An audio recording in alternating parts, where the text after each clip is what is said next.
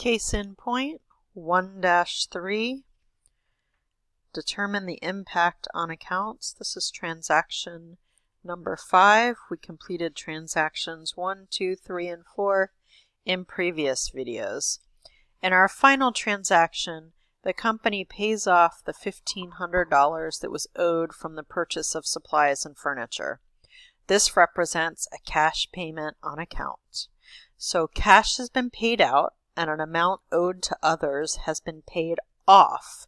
So the cash account and the accounts payable account have been impacted.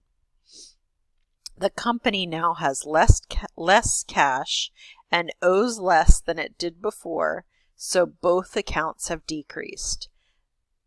Since $1,500 was paid out to reduce the liability, both accounts are reduced by $1,500. So cash is an asset, so we're going to reduce our assets by $1,500. Accounts payable is a liability, and it's the only amount we have in the liabilities right now. So we are going to reduce our liabilities by $1,500. And then you will notice at the end, our assets still equal liabilities plus owner's equity.